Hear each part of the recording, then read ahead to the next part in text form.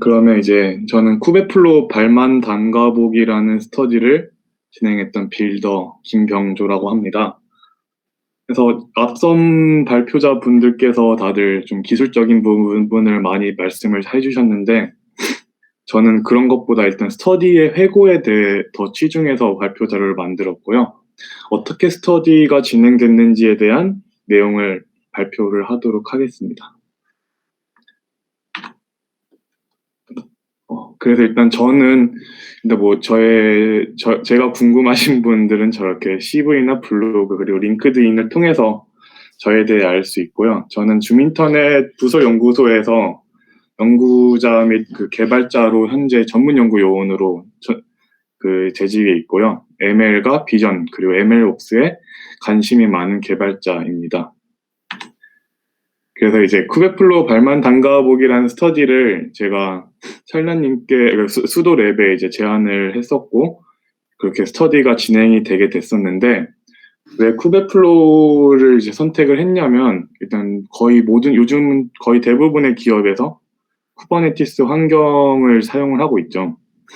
그리고 이 환경에서 간단하게 머신러닝 워크플로우를 배포할 수 있도록 도와주는 시스템이 쿠베플로우라고 생각을 하시면 됩니다. 그래서 쿠베플로우가 워낙 요즘 핫해지고 유명해지기 때문에 이거에 대해서 스터디를 진행하고 싶었고, 그래서 이제 스터디가 진행된 것으로 아시면 됩니다.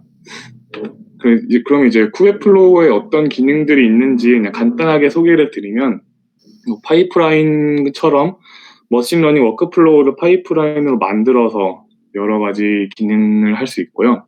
또 KF 서빙이라는 기능을 통해서 워크플로우를 이제 머신러닝을 배포할 수 있는 정말 엄청 강력한 기능도 있고요. 큐티브라는 기능은 이제 오토ML이나 하이퍼 파라미터 튜닝할 때 사용되는 기능이고, 여러 가지 텐서플로우나 파이토치를 여러 클러스터 GPU 환경에서 학습할 수 있도록 이런 기능도 제공이 되어 있는 게 쿠베플로우 시스템이라고 생각하시면 됩니다. 그래서 이런 여러 기능들이 있는데, 이것을 단순하게 개인이 혼자 공부하기에는 좀 많이 힘들 것 같아서, 이 스터디의 이제 목표는 쿠베플로우의 이런 주요 기능들을 가볍게 훑어보자라는 것을 목표로 그 스터디를 진행을 했고요.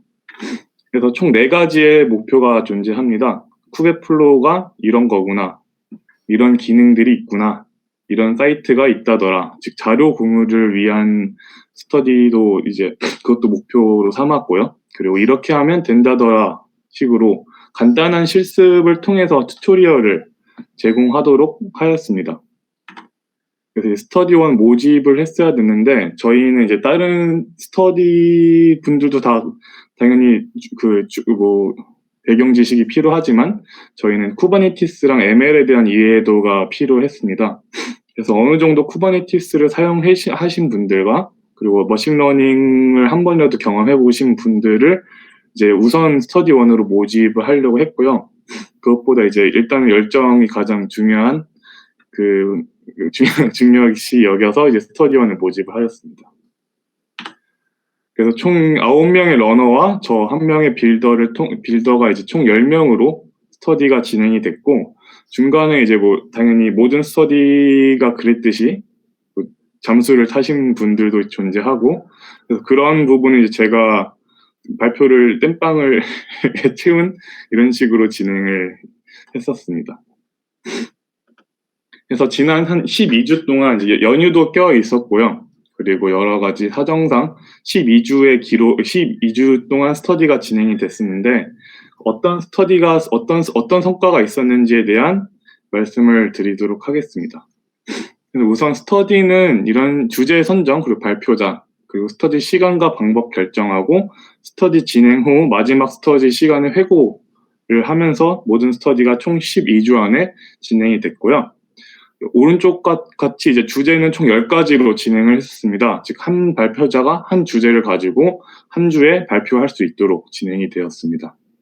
그래서 보시면 쿠베플로우의 여러 기능뿐만 아니고 간단한 ML 워크플로우 및 디자인 패턴도 이제 스터디의 주제로 선정을 했고요.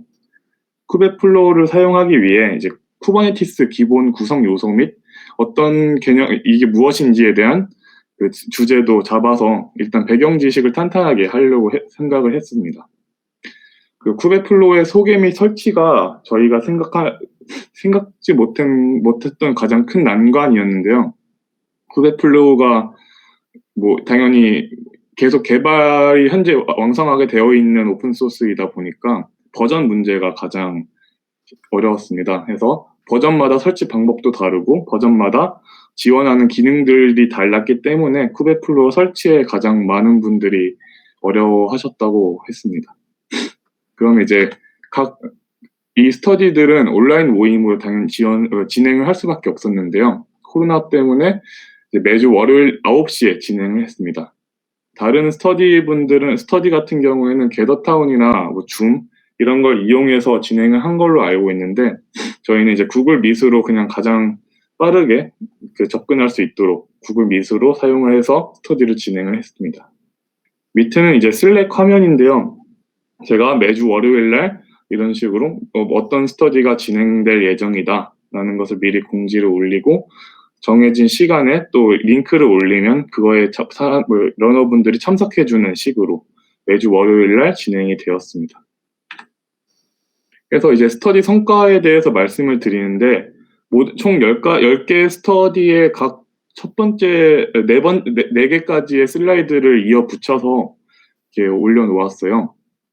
그리고 모든 자료는 그 수도랩의 도서관이라는 노션 페이지를 통해서 접근이 가능한데, 저희가 말씀드린 것처럼 저희는 일단 쿠베플로우의 기능들을 그냥 발만 담가보는, 이게 어떤 게 있는지를 알고 싶어하는 분들에게는 정말 좋은 자료가 될 수가 있다고 생각을 하는데, 저희가 실습 자료를 직접 PPT에, 대부분의 발표자분들이 PPT에 넣지 않고 직접 구글 미트의 화상을 통해서 그 시연을 하는 식으로 진행을 했기 때문에 실습에 대한 튜토리얼에 대한 정보는 많이 찾기 어려울 것 같아요. 그 부분들은 이제 각 PPT의 마지막에 뭐 레퍼런스나 참고한 URL을 올리신 분도 있기 때문에 그 URL을 참고하시면 될 것 같습니다. 그래서 첫 번째 발표는 이제 김정수님께서 ML 시스템 디자인 패턴에 대한 리뷰를 했었는데요. 리소스 활용을 최대한 하는 이제 시스템 디자인을 목표로 하는 이제 ML 시스템 디자인 패턴이 중요하다고 생각을 해서 이 부분에 대한 그 주제에 대한 스터디가 있었습니다. 그 다음은 이제 쿠베플로우의 설치 방법과 간단한 개념에 대한 스터디가 있었는데요. 아까 말씀드린 것처럼 이 부분에서 많은 분들이 힘들어 하시더라고요. 그 쿠버네티스에 그렇게 익숙하신 분도 많지 않았을 뿐더러 쿠베플로우 설치가 중간중간 계속 에러가 나기 때문에 그거에 대해서 가장 힘들었던 부분이 있었고요.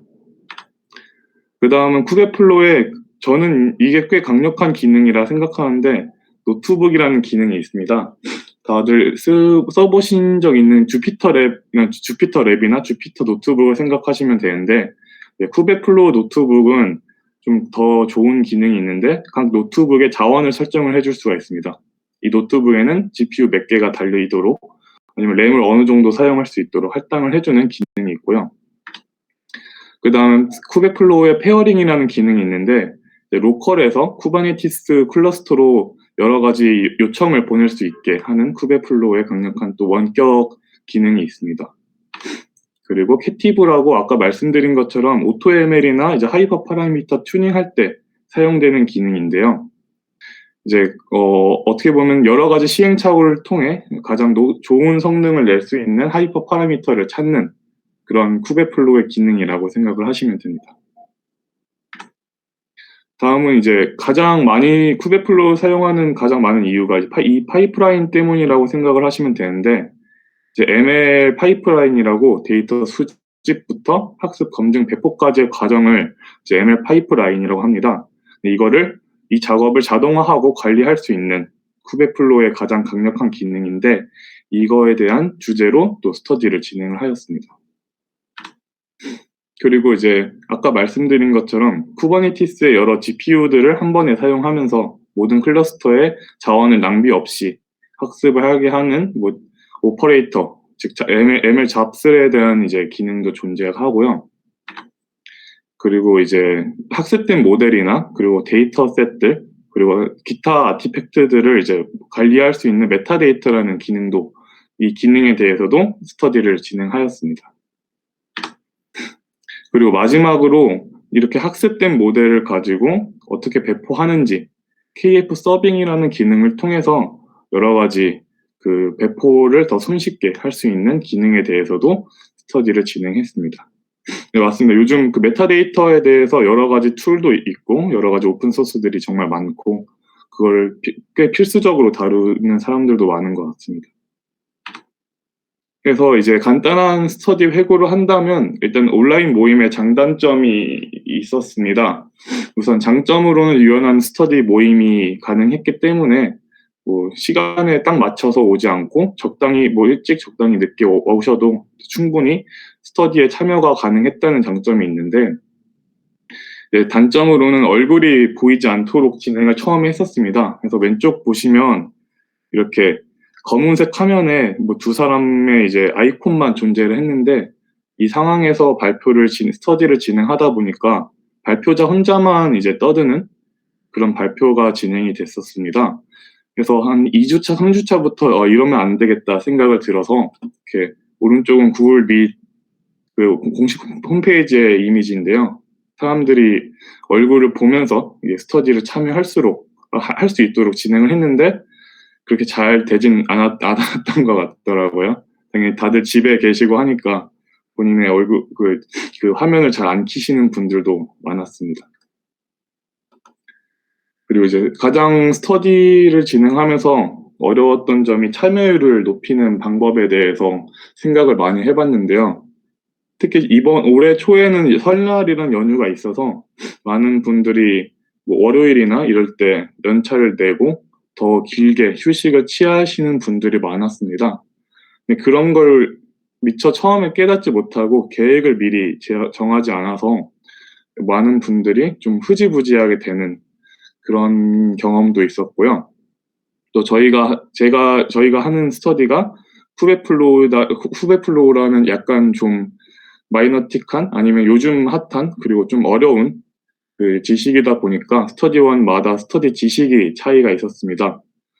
그래서 그 추가 자료를 보충하기 위한 그리고 여러 가지 슬랙 채널을 이용해서 많이 보충을 하려고 노력을 했었는데 스터디원 본인이 노력하지 않은 이상 이 차이는 잘 메꿔지지가 힘들더라고요. 그래서 다음 스터디 같은 경우에는 좀 이런 차이를 최대한 최소화하도록 미리미리 백그라운드에 대한 스터디도 있었으면 좋을 것 같습니다. 그래서 지금 질문이 있었는데요. 뭐 GPU 한 개 달린 로컬 싱글 머신으로도 K8S 구축이 가능한가요? 라는 질문이 있는데 이게 요즘 미니쿠베라는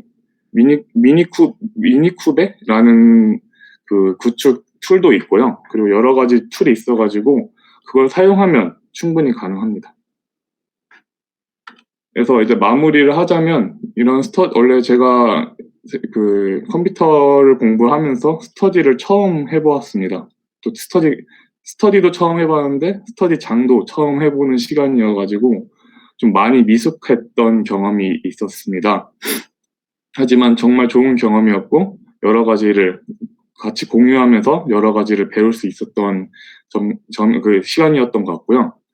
스터디나 이런 거 관심이 있으신 분은 이제 밑에 메일을 올렸으니까 수도랩이나 저에게 컨택을 하시면 좋을 것 같습니다. 이상 발표 마치도록 하겠습니다. 혹시 더 질문 있을까요?